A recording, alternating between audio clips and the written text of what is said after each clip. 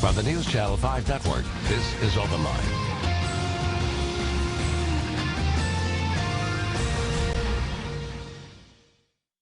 Hello, everyone. Welcome to OpenLine. I am Ben Hall. Very good show tonight. We are talking about the Music City Center. It has been open now for a little over a year. This was the most expensive public project in Tennessee state history. So what we want to do tonight is talk about how it's going. We'll go through some of the numbers. We also want to talk about some of the successes, and we have with us a couple of people who can talk about all of those things. So we have Charles Starks, who is the Music City Center CEO. Thank you for being with us. Certainly, Ben. And Amanda Littlefield, the Sustainability Coordinator. Amanda, thank you. Thank you. And you are here because a big part of the convention center has been sustainability. Absolutely. And that's something you all want to talk about. I want to talk about some of the projections and where they are. You know, we'll talk about that, but let's talk first about sustainability. We have an hour. You can call in if you want to call in, 737 plus 737-7587. What is it a year in? How do you think we're doing overall? Well, from a sustainability standpoint, let me start with that, Ben. I'm certainly happy to talk projections. You know, what we're most proud of is that, you know, I think we made a commitment very early on. You know, the mayor was committed and the council was committed when the project was started that we should achieve Silver LEED certification. And so for a convention center that size, that's a pretty onerous task to try to get to that point. We said early on we knew what our customers really were focusing on when it comes to sustainability and the areas that we thought were important. One of the certainly early on in our process of designing and developing the building, the Convention Center Authority bought in and what we needed to do to accomplish it. A big part of that is hiring someone like Amanda. So Amanda joined our team before the building opened as our full-time sustainability coordinator. Not a lot of convention centers spend the money on that. There are certainly some. What a sustainability coordinator is, and even LEED certification. What are those things? Well, LEED certification is a leadership in energy and efficiency design, and so as you look at environmental sustainability. Right. And so when you look at the different levels, you can be certified, silver, gold, and then platinum as you get above that. And so as we were going out looking through both the construction team, what they worked on, what we looked at operationally, how we would operate the building once it came into existence, those are all the ways you earn points from the U.S. Green Building Council. So going through the process, we had to design the building first to be able to achieve those targets, and then we have to operate it. Amanda's role, and she certainly can talk very well about what else she does every day. What all do you do every day? No, Amanda has her Master's Sustainability from right here in Lipscomb, and so we're very fortunate to get someone of her ability on board with us. And Amanda's job each day is to not only help our customers. I mean, we get lots of customer requests on, you know, walk us through your sustainable efforts. What are you doing for the environment? You know, we've got groups in the building right now. What do you do with leftover food? You know, where does that go? How do you handle those type of activities? Another big part of it is education for our staff. I mean, we have to work continually with our staff on what are the right sustainable practices. So Amanda handles all of that for us as we move forward. So our team is well trained and knows what to do. And then the systems that she's monitoring on a constant basis, such as our green roof and our rainwater tank and our solar production. And so just a host of, that kind of covers, I mean, a pretty good general description of areas that we've got to concentrate on every day. And Amanda comes to work every day knowing that's her role to help make us very successful. Customers appreciate that. We know it's the right thing for the environment. I mean, no one has to convince us of that. And then as we saw just in the last couple of months, we finally were awarded, and instead of achieving Silver LEED, which was our certification goal that the council and the mayor put out for us, we actually achieved Gold LEED. So a magnificent honor for us and for our team and for the contractor and the designer of the building. And certainly says a statement to our customers about what we value in our community. And as we move forward, we certainly think it's the right thing to do. And as we progress here, we can bring Amanda in and have her talk more about that. Let's talk about where we stand a year in. How do you feel things are going as far as just the bookings, the number of people coming to the convention center? How do you think things are going? Well, we're going to, in our fiscal year ends in just 10 days or so, so we'll be ending the year.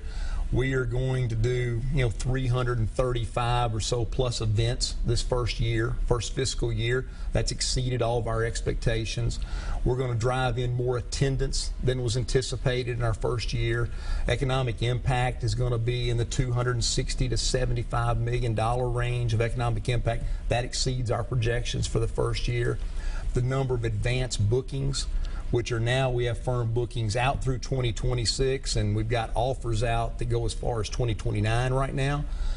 Those advanced bookings are over 2 million room nights on the books as we look out into the future of just firm business. That How far in the future is that? Well, 2026 is one of the contracted pieces right now that will be in that count. And as we've talked before, I mean, as you look at groups coming on large national associations, they book multiple years in advance.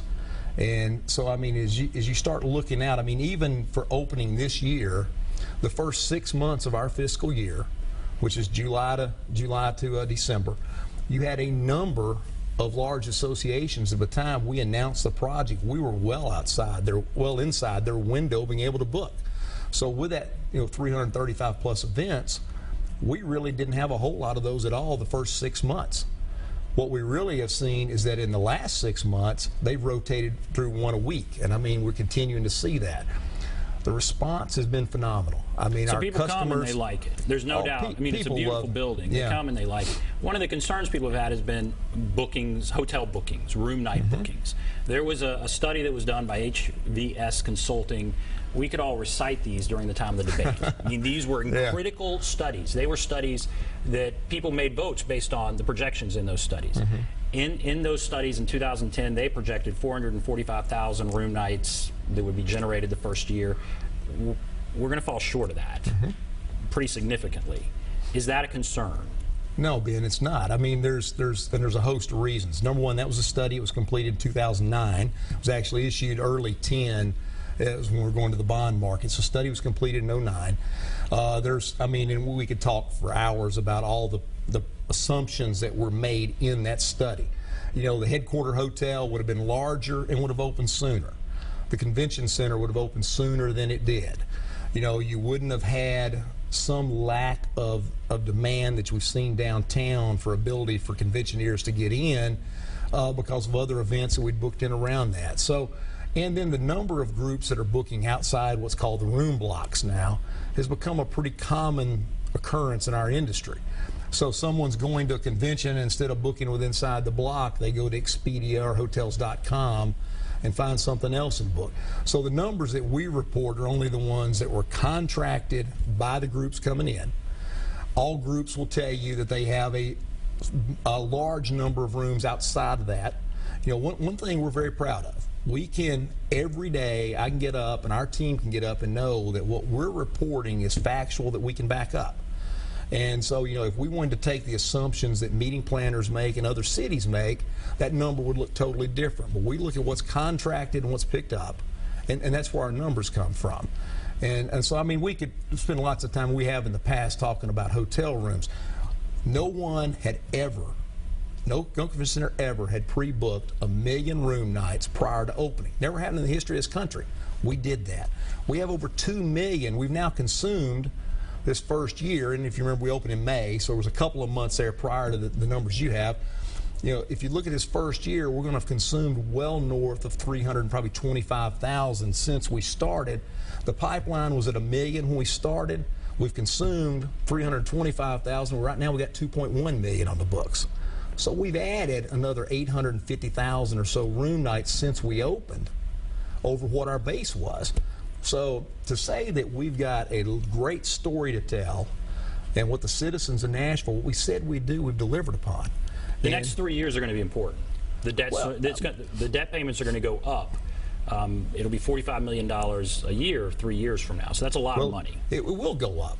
Are we going to be able, based on the traffic that we're seeing come in, the concern would be, would taxpayers have to pay some of this? It's been said it's going to be funded completely by tourists. So when you see the hotel room nights not meeting some of those expectations, some of those projections, that's the concern. So if people have that concern, what do you say? What I say is that we didn't, in any of our operational projections, expect to have nearly the surplus in those revenues that we're going to finish fiscal 14 at. You know, we're going to end fiscal 14 with somewhere a little bit over a $20 million surplus in our reserve fund. Everyone will recall we already have put up 40-some-odd million dollars in bond backup or reserve pledges for the bonds. That money's been sitting there for 4 years. So am I sitting here today very bullish that we don't have to worry about the taxpayers? Absolutely. I mean, we're going to continue to be very good stewards of the building and manage it the way it should be managed and operate it as efficiently as we can. But you know, the great thing is we got all these folks wanting to come see us.